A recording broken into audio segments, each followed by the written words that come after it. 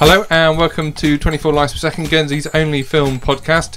Tonight we've got plenty to get through, so we're going to move right along. My name is Winter Tyson and with me are Claire Mockett. Hello. And Russell Calloway. Hi. And tonight is episode 17, Kentucky Fried Twiglets. So of course the big film this week is Twilight Breaking Dawn Part 2. I've seen 2.5 of the Twilight films, so I don't really feel confident in describing what it's about. Russ, you've taken in Twilight. What's going on? Okay. You want the plot, I assume? Some kind of summation of the plot of Breaking Dawn Part 2. So for anyone who doesn't know, at the end of Breaking Dawn Part 1, we were left with a child. We had a child born of a human and a vampire. Which was a new thing, very strange. Sounds 12A. It was. So this was between the child of Bella and Edward. That's right, isn't it? Yeah, before I get confused with the whole Edward Jacob scenario. And basically this child was seemingly, like I said, new and strange and could potentially cause massive ramifications throughout the vampire world, as normally, like I say, this is not normally allowed to happen. And like I say, as far as I was aware, set things up for this final film where there was going to be masses of conflict and not because a massive battle between the Cullens, which are Edward's family, and obviously now Bella's family, and the Volturi, this kind of head of the vampires who for some reason seem to reside in a lovely town in Italy. Obviously, at the same time, Bella has now been made a vampire as well, and her and Jacob are Edward. See what happens. Yeah. Her and Edward are married, and so there's that whole relationship side to it as well. So if anyone who's listened to any of our previous podcasts may know, I saw and kind of remember reviewing Breaking Dawn Part 1, and it's one of the worst films ever made in my opinion, even despite the the brilliant Mark Commode who came out recently in the last few weeks stating how he actually thinks the Twilight series are very valid and interesting, and to a certain extent the first what is it, 3 or 4, I've seen them all because my wife's a big fan, and the first few I haven't got much of a problem with. The first few, they're well made. I actually think some, there's aspects of some quite good acting in there, especially from Robert Pattinson, who I've talked about kind of a number of occasions of actually liking, and so I thought they're all very self-indulgent, but I thought the last one the most, and that's why I hated it so much. It was the most longing shots of eyes and the most staring, and basically nothing happened for 2 hours. Then there was a dodgy CGI baby, and that was the end of it. So I was hoping for a bit more action, less CGI baby. There was still CGI baby, which I just don't understand. Sounds like an airline. There's enough babies in the world that are willing to do acting work, so that bugged me. That bugged me a touch. And then basically, so what happens is, the film starts to go straight into it. One of the Cullen family called Alice, she has kind of future premonitions, and I'm not giving anything away. If you've seen the trailer, you know this happens. And basically, the Volturi get a misinformed statement that this child is actually an immortal child. So the child's been turned into a vampire, which obviously means that they will stay young forever, and they're very dangerous. Apparently they're very strong, and they can cause massive upsets within the vampire community. So they're told this, which is a mistake, and they then kind of wage war. They also try to use it as an excuse to attack the Cullens, who they've never really liked, and so on and so forth. So about 20 minutes into this film, we get the line, "They're coming." Oh, like Bond? They're coming. Right. 90 minutes later, they arrive. So basically, for 90 minutes, it's like, let's get a band of people together who can act as witnesses and help us and tell them that what they think is not right. And then the Volturi turn up, and here we go. All the wolves are ready. They're all mates. They're going to fight for this cause. And then what happens is it gets really exciting. And it turns into this really brave film where things are happening. I can't say, because I can't really talk about it, but things are happening, and there's this massive thing going on, and I was sat there thinking, oh, do you know what?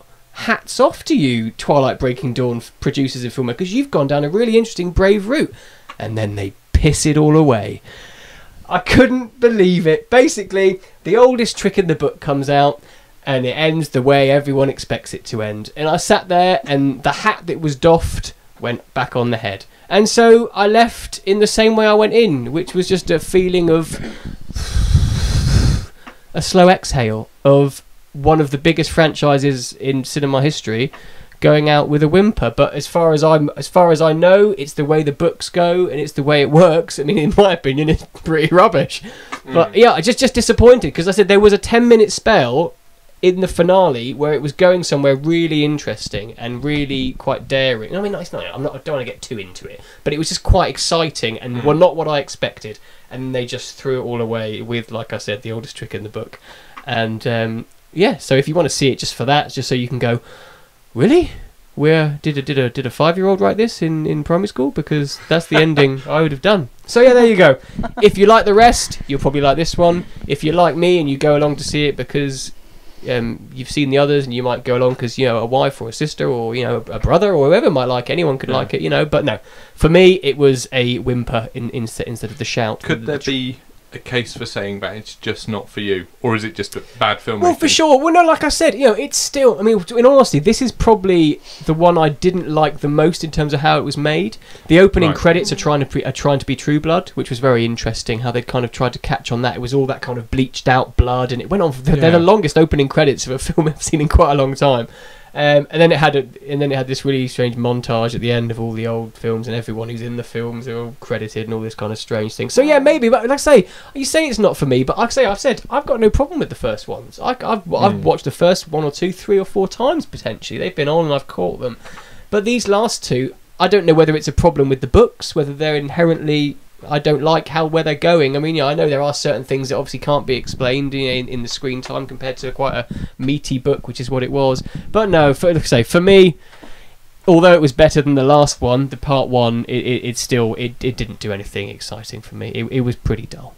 Okay. Martin Sheen chewed some cracking scenery. That's it. Some good scenery chewing from Martin Sheen. But apart from that, there was nothing new. I think Robert Pattinson's just happy to be out of it.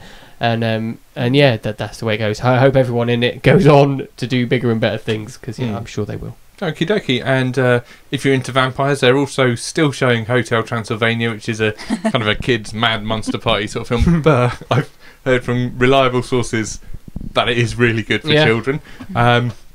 Also showing at the Mallard at the moment is Madagascar 3 and Nativity 2, neither of which I don't think anyone's particularly seen or interested in. The excellent Skyfall is still showing. Excellent, relatively excellent compared to the rest of the Bond films. Cracking little film. Last night I went to see Sinister, which is a ghostly horror movie starring Ethan Hawke, which is probably the reason I went to see it, because whenever these sort of genre films come out and there's someone like Adrian Brody was in Predators, I remember thinking for ages, this is going to be an awful film. Adrian Brody's in it, right? Again, watch this will be interesting. Definitely. So Ethan Hawke is an author who writes true crime books. A few years ago he had a big hit.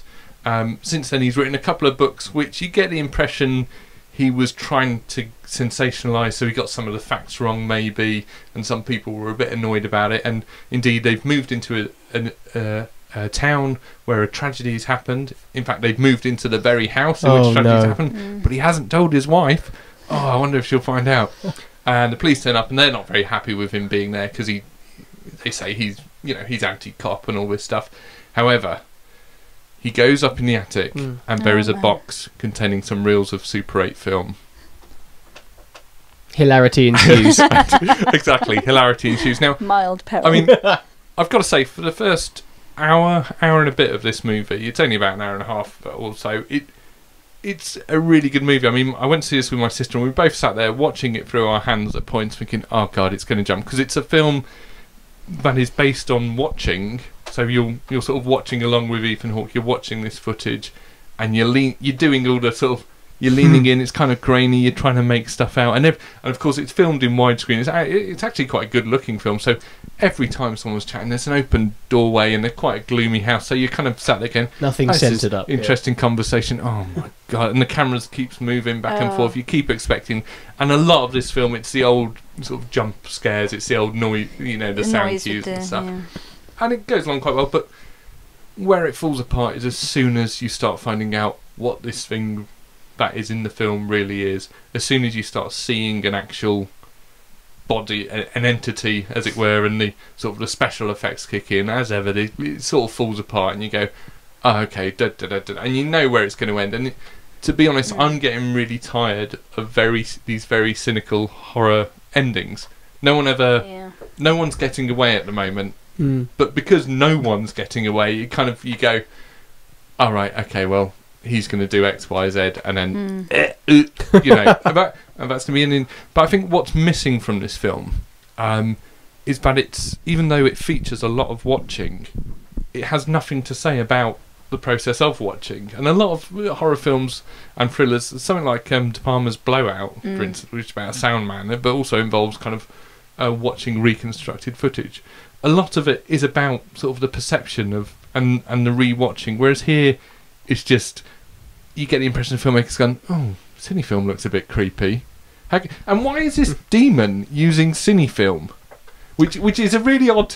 Do they bring any like supernatural sciencey things, like it depends on a frequency that captured something? See, there's none of that. See, I quite enjoyed. There was a film a few years ago called White Noise, which was sort of cheap, rubbishy thriller sort of thing, but it was quite interesting because again, you were sort of leaning in, trying to listen, but they had that whole sort of technology thing which you'd find in like a Nigel Neal sort of play, like there's a really good TV play called The Stone Tape, in which a team from a technology firm go to a house to build a new recording medium. This is filmed in the 70s, and they want to make a solid state recording device.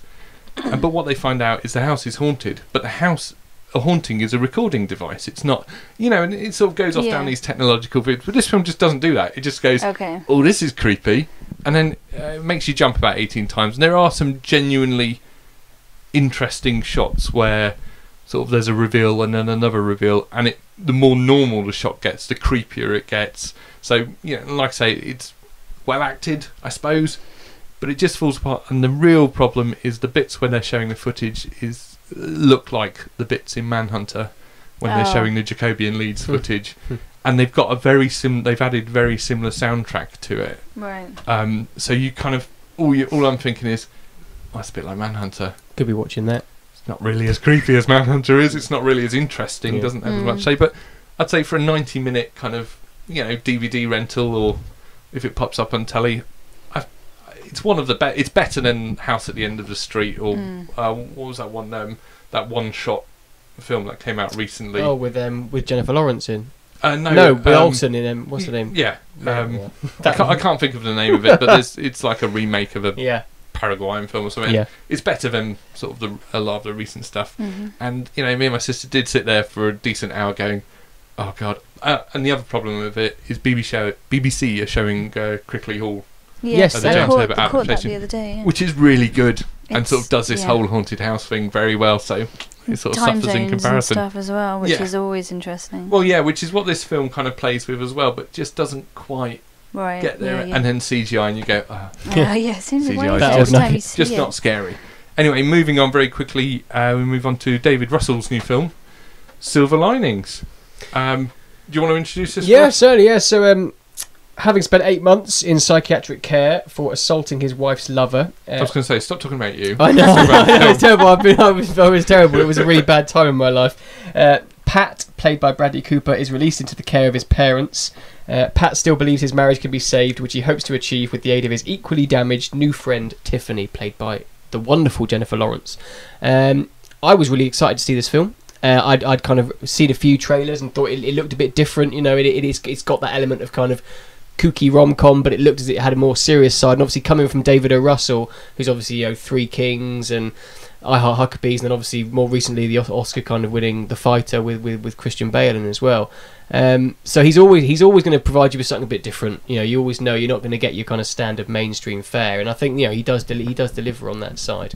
I don't really want to. A lot's been, from what I've seen, a lot's been kind of said about this film in terms of how it does or it doesn't reflect mental illness, and whether it is trying to really tackle that subject. And to be honest, I don't think it really is trying to tackle that subject. I think it's using it as a plot convention, you know, to drive the story along. What I think you do have is, I think you've got some great characters, really well acted across the board. De Niro's brilliant. It's his best performance for 10 years. Yeah, I went on IMDb today, really good. And you have to go all the way back to 1999 and Flawless with him and Philip Seymour Hoffman in, which is a brilliant film. And that was what the last film I could see where he was actually anything other than average in it. You know, you got it's not Meet the Fockers 5, basically. That's what's good about it. Yeah, analyse this, exactly. And so I really enjoyed that, because I thought his role was really quite understated, but you know, it had a couple of real moments of anger and aggression that were great. and then at the end of the film, you're left with a smile on your face. And it was one of those really quite lovely and surprising films where, you know, it's just a really nice film, and you know, no one. It's not weighed down with taking drugs, and no one really kind of goes into that dark depths of depression that it could go to make their kind of, you know, rise out all the rosio and all that kind of thing. And so yeah, I sat there and I thought Jennifer Lawrence especially, I thought was amazing, and it was really good, and acted quite a difficult role which could just come across as this crazy weird slut kind of character. And she's not. She's got real kind of nuance to it, and Bradley Cooper does well. I think he's possibly the worst performance in it, but that's not. I'm not slating him. He's just not as. I don't think he's a bit one note all the way through. It was my only problem with him, but it didn't ruin it for me.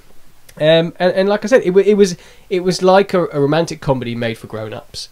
You know, and it was just a nice thing to see. You know, adult themes and interesting things, and it's not all thrown away with, you know, explicit sex or over the top language or anything. It was just really nice and really nicely moderated, and just a really good film to enjoy to watch. Yeah, I mean, what I quite liked about it was it is sort of in many ways sort of a traditional rom-com, because it does have those grinding sort of plot gears where someone goes, well, I want to enter this dance competition. Yeah, so we're going to have to do that. You kind of think, oh god, this is going to be terrible, but it just doesn't become back film. It remains sort of with its own character, and I think sort of a lesser director would have had like Ben Stiller in the main role, and it would have just been another kind of mental illness as surface kind of film, whereas this film, it really had, you know, it really showed sort of the difficulties of mental illness without ever getting bogged down in that whole like utterly depressing world. But what I liked about it was sort of the very normal mania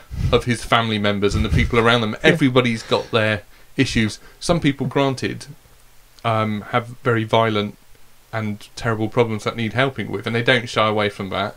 But some people have just as bigger sort of blocks on what they want to do by... there's a character in it who's trying to maintain this wonderful house for his wife, and what the film says is, well, you think you know, Bradley Cooper's character, man, look at this guy. This guy's worrying himself on the edge to death. Yeah. Just to keep a house. Yeah. That's far too big for two or three, you know, for these people. No, I thoroughly enjoyed it, and you do leave smiling. It did. It reminded me of Little Miss Sunshine. Same kind of vibe as that. Yeah, see, I was worried it would be Little Miss Sunshine. Yeah, it's or not. I It just Heart had Huckabees, that which I really kind of couldn't. edge. I'm okay with I Heart Huckabees. I've only ever seen it once, but I remember quite enjoying it. But like I say, it's just got that. It's that whole, you know, this isn't the film where everyone wins at the end and everyone's woohoo in the same way Little Miss Sunshine's not quite that, and it's got that strange end where people don't necessarily all get what they wanted, but they do at the same time, and so I felt it was really, just like I say, just a lovely film. Okay, so that's all the films playing at the Mallard. We're quite lucky now because Claire's been away to New York, so she's seen a couple of films that haven't come out yet, and a couple of films that, to be honest, quite a few people are quite excited about. So Claire, if you want to just sort of take us through what you've been watching on your holidays. Sure. Well, first of all, I don't know whether to go through... I'll probably go through Cloud Atlas first, because go for it. It's an absolutely massive film. It's taken, I think, 4 years to produce. It's one of the most expensive independent films that's ever been made. And to be honest, it's absolutely mind-blowing. I saw it in an IMAX, and I was quite up close, so for me, going from the Mallard to the IMAX was an experience in itself. I felt like going outside telling them to turn it down because it was just far too loud for my ears. But just to give you a cap of what it is, it's actually science fiction written by Lana and Andy Wazowski and Tom I can't pronounce his name, but it's been adapted from the 2004 novel by David Mitchell. The project had difficulty securing finance, which is why it took so long, but eventually it was produced with a $102 million budget, so it's literally one of the biggest independent films. There's a massive cast in it. And to be honest, if there isn't some Oscar winners in this, then I don't know what the Oscars are for, because there's some incredible... Jim Broadbent, who's, you know, a very famous English actor, his role in it was one of the most outstanding roles I've seen of a male. And it's... To kind of give a quick cap about it, imagine, you know, when you go to the supermarket and you see all your boxes of cereals and you see your multi-box of cereals which have all the different flavours. This is that film. It's kind of got every single genre of film you can have. So it's got like the 70s kind of cop feel. You've got the futuristic film in there. You've got turn of the century composers in there, and what this film does is it groups all these different types of stories together and follows these about 5 or 6 people throughout all of time, and showing all their different stories of how they relate to each other. So with an all-star cast, I just give you a list of other actors in it. Actually, you got Tom Hanks, Halle Berry, Jim Broadbent, Hugo Weaving, Jim Sturgess, Donna Bay, Ben Winshaw, Wishaw, James Darcy, Susan Sarandon, Hugh Grant. So you're kind of looking at actors who you think, oh my goodness, it's them. Oh, it's them throughout the whole film. But they are in every single genre of film within the film, acting as different characters. So when you first watch the film, you're thinking, I'm really lost. But then as it goes on, everything begins to unfold and make sense. And once you get into the swing of the film, you're just letting it unravel in front of you. Because trying to explain the film to you now probably makes absolutely no sense.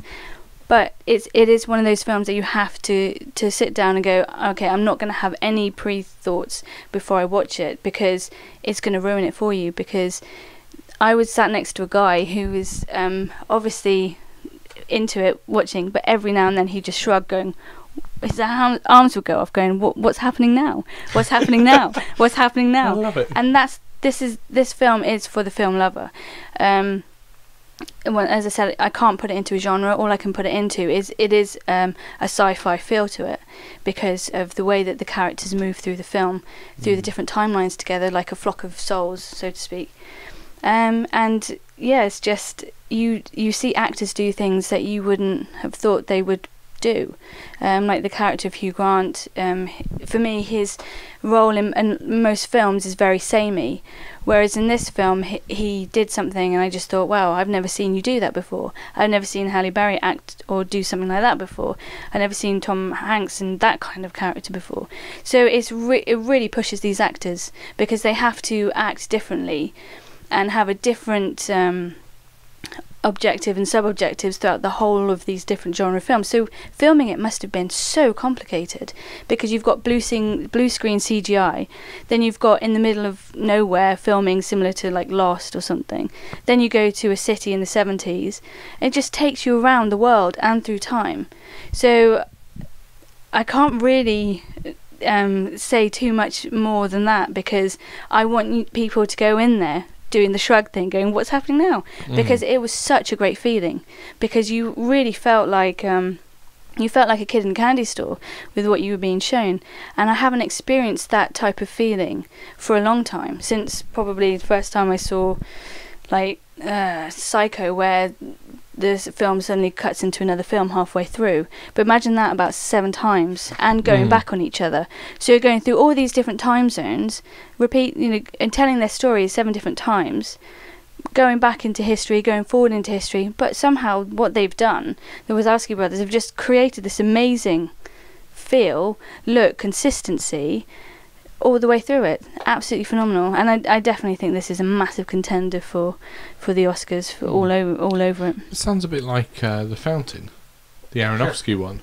Is it a similar, or is it just so different you can't really pin it? It is yeah, I mean, there's probably people out there who've seen films that go, actually, it was similar to this. Yeah. But for me, I can't really compare it to anything I've seen. I can compare the segments of the films to films I've seen. Like, there was a bit of Fifth Element in there. There was a little bit of Lost. There was a little bit of The Fountain. There was a little bit of kind of similar to the Matrixy kind of feel. But and there's also bits to Vienna in like the 1600s. No, it must have been the turn of the century, because that character. But that's the whole thing, is that the characters can entwine with each story in themselves.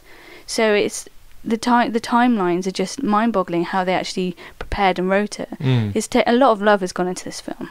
That sounds brilliant. I love films that you really can't kind of gauge where you're at. I mean, that's what I quite liked about There Will Be Blood, was just this film just keeps going, and you're kind of thinking, well, what the hell's going to happen? And Yeah. you genuinely, there was no sort of because Very Well Be Blood is a film with no foreshadowing. It's a film with no kind of. And then at the end, there's just a massive jolt of kind of something Yeah. totally random. You're like, where'd that come from? But So Cloud Atlas definitely recommended. I take it. Highly recommend it. It's not Fantastic. my favourite film of the year because I went to go and see Looper, and I think Love Looper. I have a theory about this film, and I don't know whether to discuss it now or not. Very go quickly. on. You've started. Absolutely, I can't get over this film. It was absolutely brilliant.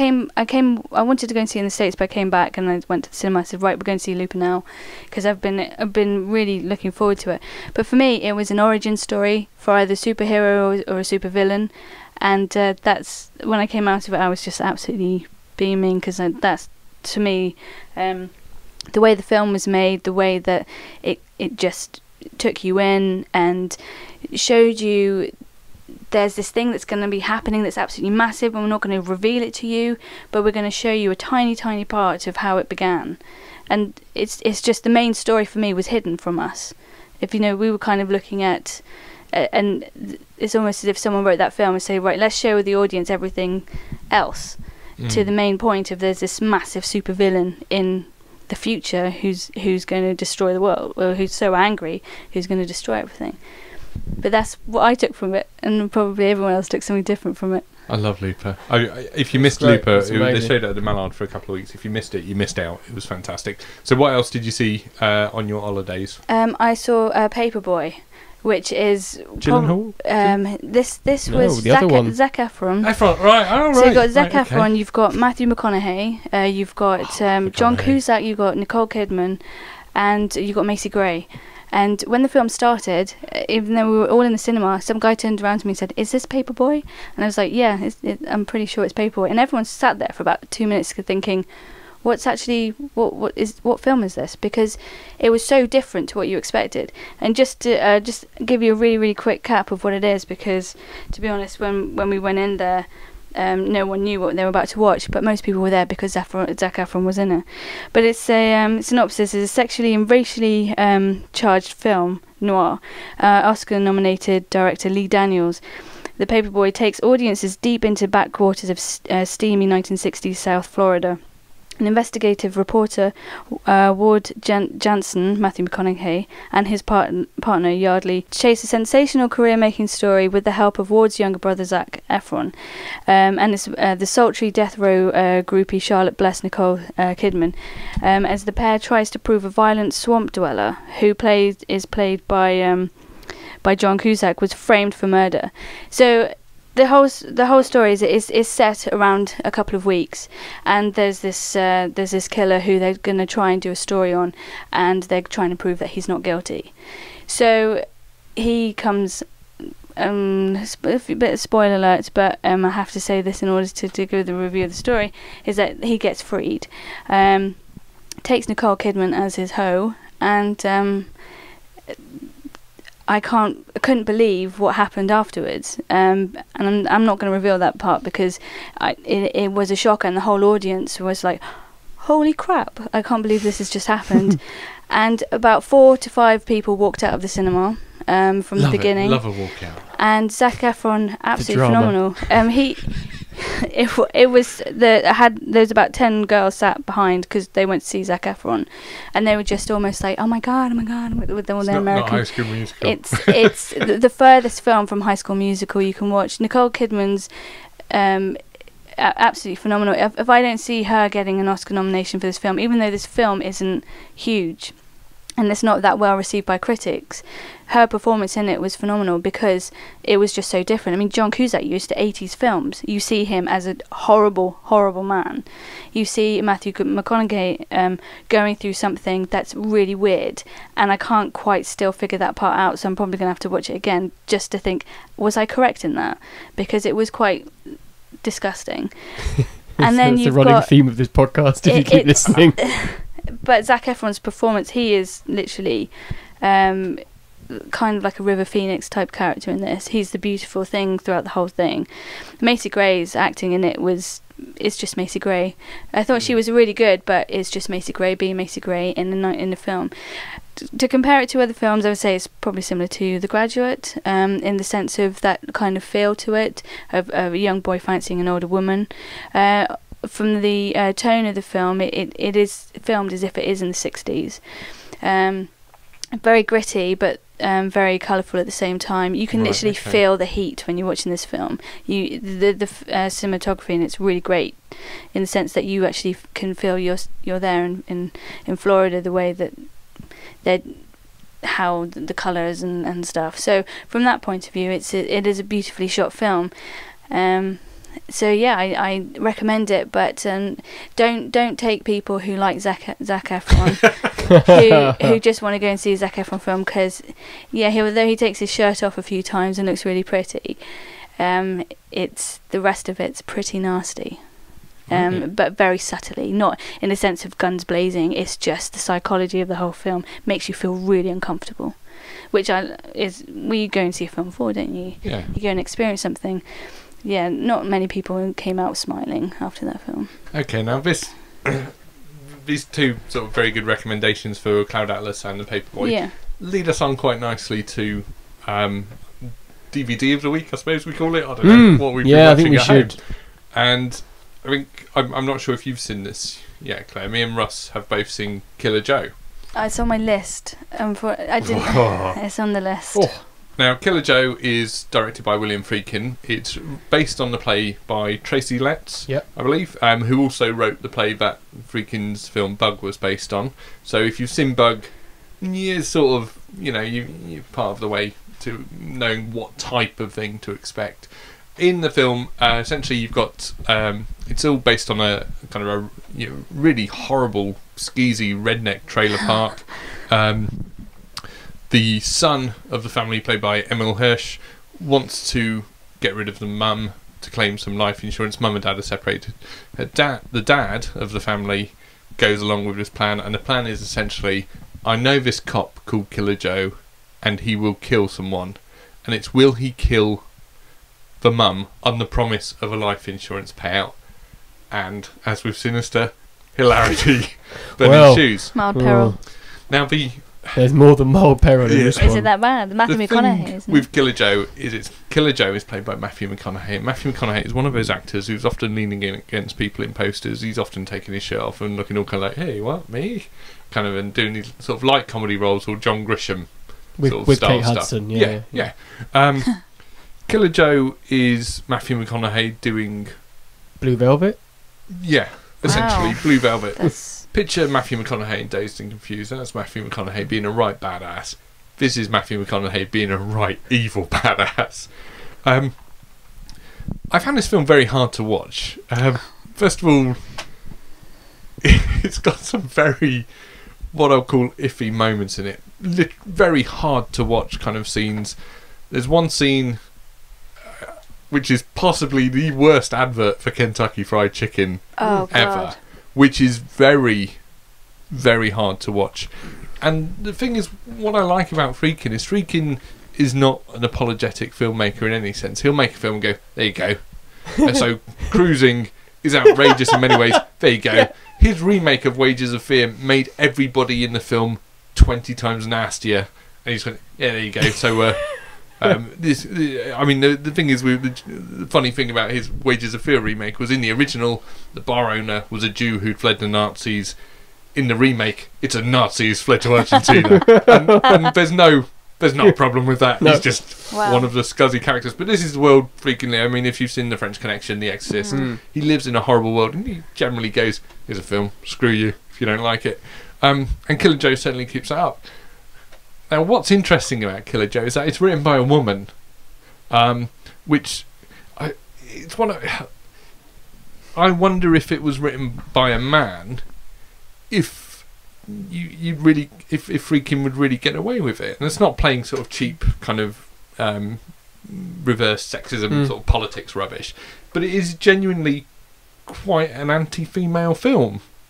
Yeah. For a lot. I mean, you'd have to watch it. And this is one of the reasons I found it a very uncomfortable watch, because it's quite violently misogynist in a number of ways. I mean, don't get me wrong, the men in it certainly don't shine. But the men in it don't go through what are some quite not quite horrible scenes.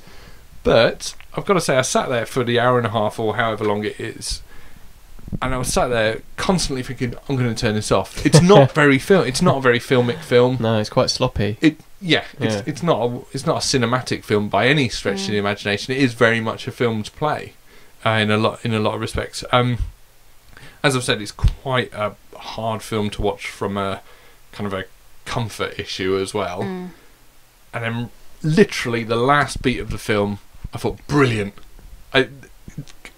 It's worth sticking with for that very final moment, that final shot, and you just suddenly the rest of the film disappeared for me, and I thought, that's awesome. Yeah, and that final bit of music, fantastic. It's a horrible, brilliant, horrible film. I said, there is no one to root for. There's no one to like. It's horrible, but it's great. Like I said, I think I probably had an easier time watching it than Winter because I'm slightly darker in my soul than Winter is. It's just got some great performances in it. Matthew McConaughey is obviously going through a bit of a purple patch. He's come off things. What was the one with the where he was the lawyer? Lincoln Lawyer was quite good. Started it off, and then he's gone off and done a few other things. Magic Mike, which I haven't seen yet, but by all accounts, he's supposed to be fantastic in that as well. I saw it on the plane. Yeah, is he good in it? Interesting. Oh, there you go. Well, hey, that's one thing. That's better than what he was doing before. I'll take interesting Matthew McConaughey over rubbish rom-com Matthew McConaughey. Yeah, definitely. And so like I say, I was the same. I really enjoyed it, and then the end just made it go, oh, really? That's interesting. that's really interesting. And it had the same feeling as The Killer Inside Me. Did you see that one? That came out a few years ago with Casey Affleck, and both managed to play really. I'm a massive cowboy and western fan, and both managed to play with that kind of gender stereotype and that whole costume design and look quite well, and kind of discussions around kind of masculine roles and what a cowboy is supposed to be, and obviously what they're not in both of those films in terms of their moral kind of compass and moral centre. And it's a dirty, grubby little film. Like a lot of his films are, and I really enjoyed it. I think it's interesting you mentioned Killer Inside Me, because that was a film I really didn't get on with, because that was essentially, quite what was going on in The Killer Inside Me. Maybe it's a film that you should read the book of. Maybe it's a book and not a film, that whole story. But that was very much a couple of very beautiful actresses signing up to get beaten up. Yeah. In a very lingering way, and I think it's one of Michael Winterbottom's very rare kind of missteps. That was that's very odd. I just felt the intent of that film was slightly dubious, a bit like similar intent to someone going, well, if I could just get a Holocaust movie, or if I could just get movie cancer, it was that kind of thing, except this whole kind of sexual violence kind of shenanigans. And Killer Joe, it's got all those sort of shenanigans in it, but it's at the heart of it. It is. It really knows it's grubby. Yeah. Killer Inside Me seemed to be thinking. I think it was aiming for a higher elevated status. Yeah, for Whereas sure. Killer Joe isn't aiming for any. I can't figure out who he's aiming for. No, anyone who'll watch. Your left will just kind of like your left-wing politics would say, this is just outrageous. Yeah. This is just misogynist nonsense. Your right-wing politics would say, this is the poor underclass. You get what you deserve and all that kind of stuff. Yeah. So you don't really know who he's aiming at, and I think that's why it works quite well. And like I say, if you watch it, stick with it. And there's one. It's just great. And horrible and great. And Gina Gershon's great as well, considering the first thing that shows up in the film is not her face. But I can imagine. I really enjoyed it. I would recommend it with the caveat of understand what you're getting yourself in for. Yeah, but it's very good. Okay, so that was our sort of cinema of the week. I know. DVD. What's happened to us? DVD of the week. That was lovely. So what has everyone else been watching then? Russ, have you got anything you've been... Yeah, I've got a couple. I did say that I'd had quite a good week. Luckily, I saw both of these two films a couple of weeks ago. I finally caught up with Will Ferrell's Spanish language attempt, Casa de mi Padre. Right, okay. I love Will Ferrell. It's rubbish. It's totally weak. And unfortunately, what happens is, what's Will Ferrell very good at? He's very good at what's the word I'm looking for? It begins with improv. He's very good at improv, and that's where a lot of his laughs come from, with repeated takes. Obviously, in this, he's speaking speaking in not even his second language. He's speaking in a learned language for the film, and therefore that improvisation goes out the window. It's not. It's funny maybe twice in 90 minutes. Is it a 5-minute sketch? Well, yeah, basically, and it's like I say, it's got funny elements. I don't want to dwell on it too much. It's got a weird puppet kind of white jaguar, which is just so naff. It's supposed to be funny, but it's just really naff. So your face kind of sums that up. Okay. It's rubbish. Yeah. Seriously, don't waste your time. I then watched. I don't know why. I then watched Ill Manners either. I don't know what I was really doing. Ill Manners, Ben Drew. Plan B, yeah, Ben Drew. Yeah. Ill Manners film. I've had it. I think I had it on Love Film, so I thought I'd catch it and watch it. If it is what it is, it does nothing new. It does nothing particularly exciting. There are a few nice flourishes. His way of introducing characters is, in terms of wrapping kind of a bit of backstory, so you lose a bit of, potentially boring exposition, and it's just a nice, interesting way of doing things. Some of the shots are quite well. The problem with it quite a lot is that it'll introduce something, like it does a lot of time lapse, and then it does some more time lapse, and then it might do some more time lapse, and you're like, really? Did you spend all your money on time lapse? Because that's what it looks like. So he wrote down in a book all the things he wanted to do stylistically, and then just did them over and over and over again. So less is more for him, unfortunately. And then it just ends up with nothing new, and it ends up with this escalating narrative of more and more terrible acts and how horrible can people get. And then there's a shot at redemption at the end, which by the time you've watched it, you're like, yeah, whatever. I don't really care anyway. So that was Ill Manners. But then I watched It's Almost Christmas. Obviously, we're 4 weeks out, so it's time to dust off The Muppets Christmas Carol. That'll be next week. That'll be next week. That's the good one. And I watched Arthur Christmas, which was Aardman kind of animations. Excellent. People getting involved with not plasticine. It's kind of it's CGI, and it is brilliant. Just quick story: the reigning Santa Claus, Jim Broadbent, who you met earlier, he's reaching the end of his service. So it kind of brings in the idea that Santa Claus is a job played by these kind of people. And with his super efficient but kind of joyless son Steve, he's ready to take over. He's kind of the military guy who's got it all organised, and Christmas is done by all these elves, and it's the big spaceship, and it's all done to the letter, and he's ready to take over. But basically what happens is, on Christmas Eve, they forget to deliver a present. And they're all kind of quite. Steve's happy to swap this under the carpet and not do it, but then his brother Arthur is the only person who's prepared to put this right, and goes out on this quest with Grand Santa, who is obviously his grandpa, who was Santa before his dad, to deliver this present. And it's not perfect by any means. It sags a bit under its own weight in the middle, but it's just a really surprising, magical little film. And for me, it has at its heart what a lot of fantastic films are about, which is fathers and sons, and it kind of brings that back to a really nice end point. And it does what a Christmas movie should do. It leaves you feeling great and happy, but most importantly, it makes you excited about Christmas. And that's the point in that. So that was great. Really enjoyed that, and a good one to end the week on. Okie dokie. I've seen a couple of bits. After Claire's sort of rubbishing of the Avengers, I got it on Love Film, rewatched it, and it is terrible. I really enjoyed it at the cinema. He loved it, didn't he? He was slagging you off for not liking it. I really enjoyed it at the cinema, but I rewatched it, and it's just boring. I think you compared it to the Transformers thing, and I think where it succeeds where Transformers failed is it's essentially quite good natured, whereas Transformers is quite a cynical kind of ugly film in many ways. I agree to that.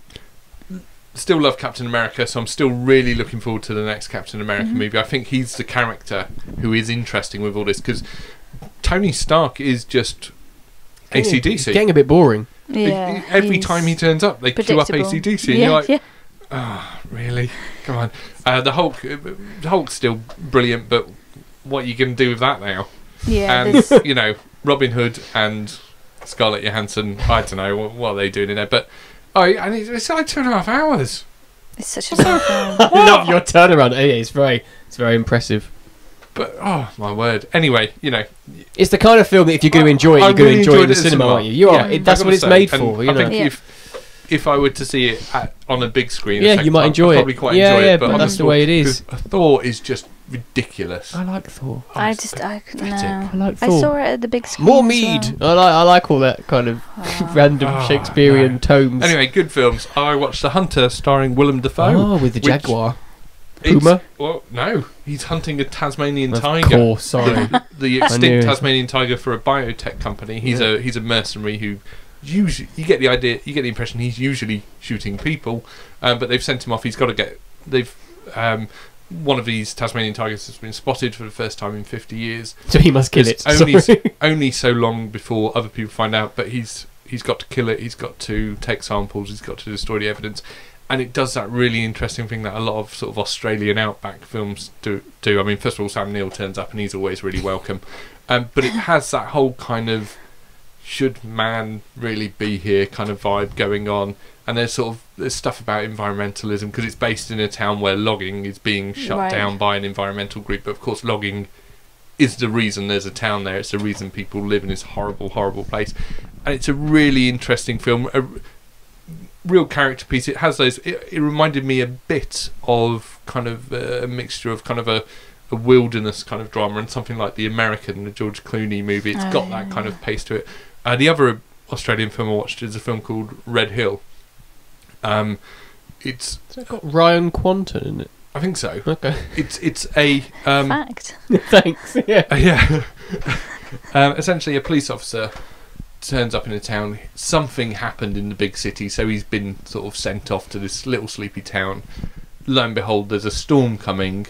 There's a panther on the loose, plus an Aboriginal guy who's been in jail for something he possibly didn't do, has escaped and is coming back. And it's all these three things, and it's like all of Australian sort of film from the 70s just got mashed into one great big genre piece.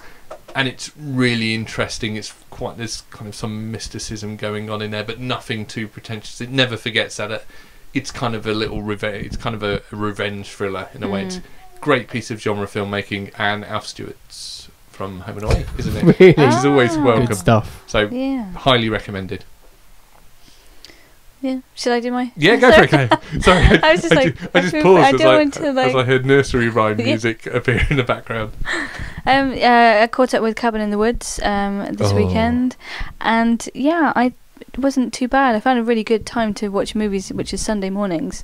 I can watch horror on a Sunday morning, and I'm okay. I don't lay awake going, oh my god.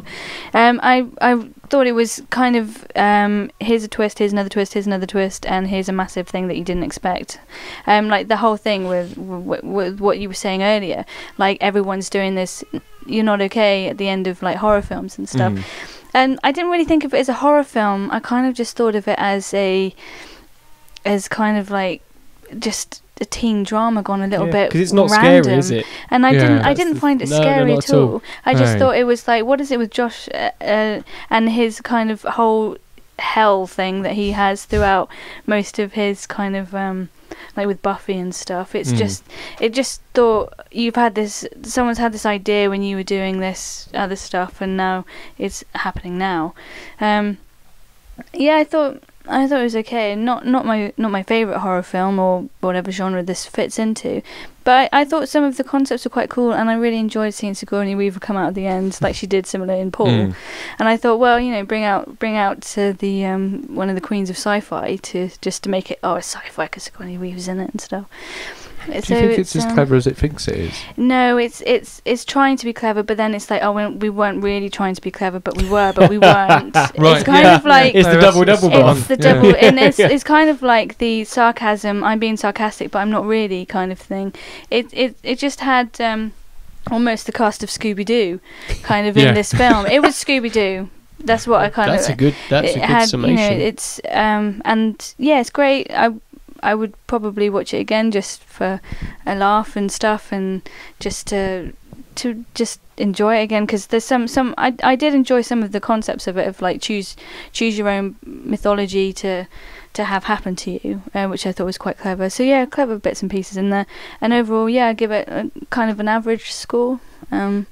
If I gave it a score. And also, talking of Sigourney Weaver, I caught up with Ghostbusters again, because obviously going to New York you have to watch Ghostbusters, because it's a good New York film, isn't it? It's a brilliant New York film, and just fantastic. It's one of my favourite. I think it's one of the first films I actually sat and watched as a kid, and went like, films are awesome. And on that note, I think we got to the end of our podcast here. Tune in next time, where we will be reviewing Cine Guernsey's screening of Postmortem, which is on Wednesday night. So tomorrow night, you'll have missed it. It was on yesterday. You missed it. I apologise. And also, the Mallard are getting an end of watch. Anyway, thank you very much for listening. Please follow us on the YouTube, the Facebook, the Twitters, blah, blah, blah, etc. See you next time.